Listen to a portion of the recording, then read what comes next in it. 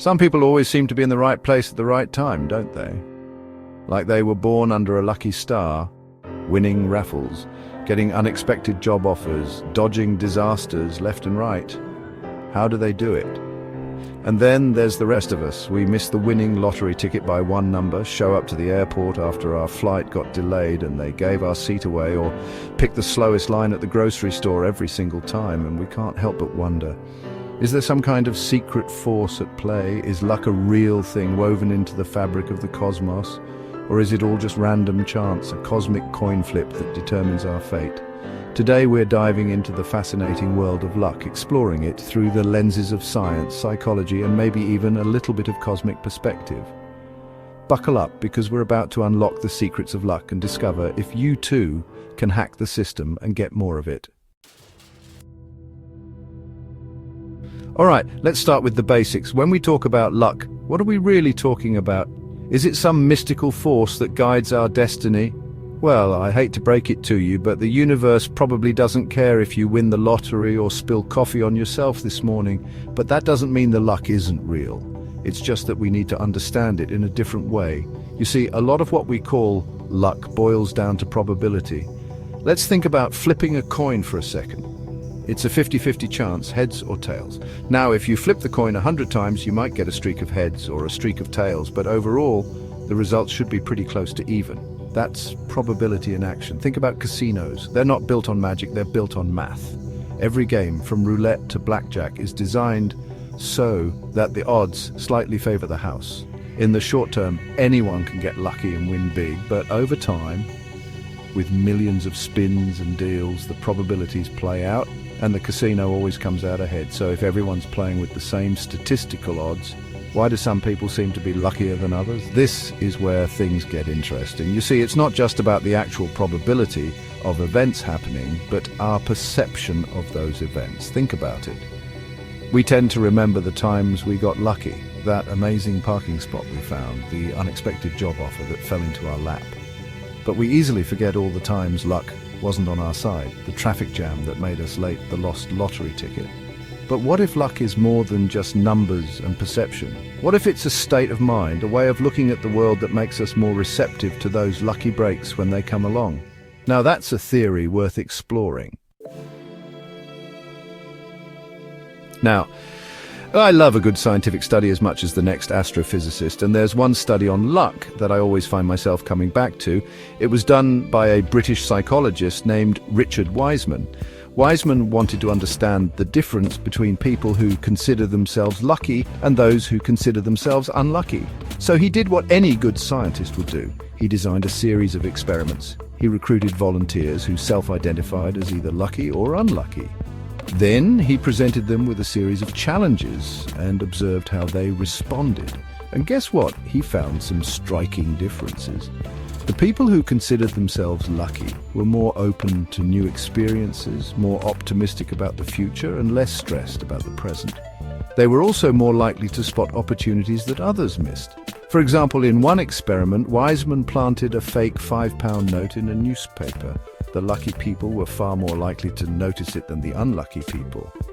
Why? Because they were more engaged with their surroundings. They were looking for the good, expecting good things to happen. They were open to the possibility of serendipity. On the other hand, the self-proclaimed unlucky folks tended to be more anxious, more focused on their worries, and less likely to take risks.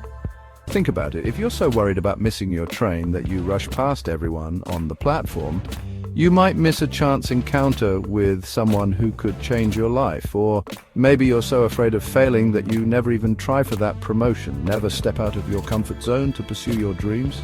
Wiseman's research suggests that luck isn't some mystical force, but a direct result of our mindset and how we interact with the world around us.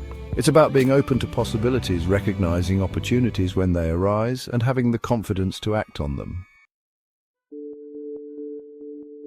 Chapter 3. So if luck is at least partially a product of our psychology, can we hack our brains to be luckier? Well, the answer, my friends, is a resounding yes.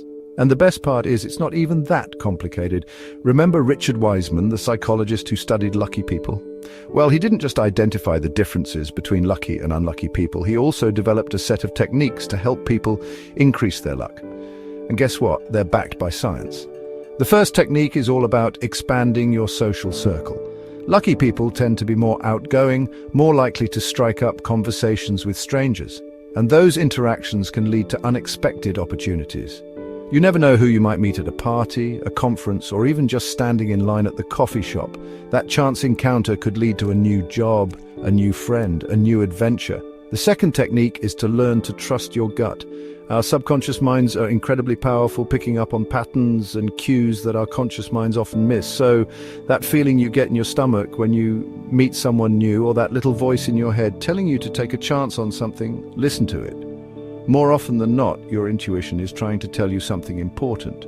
Third, cultivate a positive outlook. Optimism is like a magnet for good luck. When you approach life with a positive attitude, you're more likely to see the good in every situation, to spot opportunities that others might miss. Plus, when you're feeling optimistic, you're more likely to take risks, to step outside your comfort zone, and that's where the magic happens.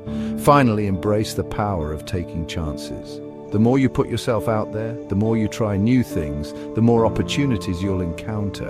It's like that old saying, you miss 100% of the shots you don't take. So go ahead, buy that lottery ticket, ask that person out on a date, apply for that dream job. You never know what amazing things might happen if you just take a leap of faith. Chapter 4. Now, we've talked about the science of luck, the psychology of luck. But what about those weird little superstitions that people swear by? You know, like carrying a lucky rabbit's foot or wearing your lucky socks on game day. Are those just silly superstitions? Or could there be something more to them? Well, it turns out that even those seemingly irrational beliefs can actually influence our luck. Let's start with the color red. In many cultures, red is associated with good fortune, prosperity, and even love. And studies have shown that wearing red can actually boost your chances of winning in competitive situations. Now, is there some magical property to the color red that makes people perform better? Probably not, but the belief itself can have a powerful impact on our mindset. When we believe we're lucky, we tend to perform better, to make bolder decisions, to take more risks. And speaking of beliefs, let's talk about lucky charms. Whether it's a rabbit's foot, a four-leaf clover, or a lucky penny, these talismans can give us a sense of comfort, a belief that we've got a little extra something on our side. And here's the thing about beliefs. They can become self-fulfilling prophecies. If you believe that your lucky charm will bring you good fortune, you might be more likely to approach challenges with confidence, to see opportunities that you might otherwise miss. Another weird luck hack that's been scientifically studied is the power of journaling. Specifically, writing down your lucky experiences. By focusing on the positive, on the times when luck was on your side, you train your brain to be more attuned to those lucky breaks in the future. So are these weird luck hacks just silly superstitions? Maybe, but the placebo effect is a real thing.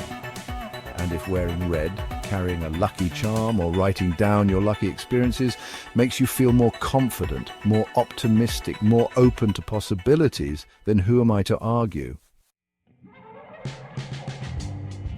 Outro. So can you train yourself to be luckier?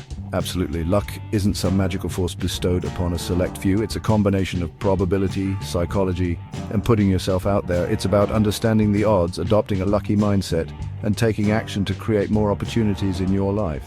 Remember, luck favors the prepared mind, so be open to new experiences, trust your gut, cultivate a positive outlook, and don't be afraid to take a chance.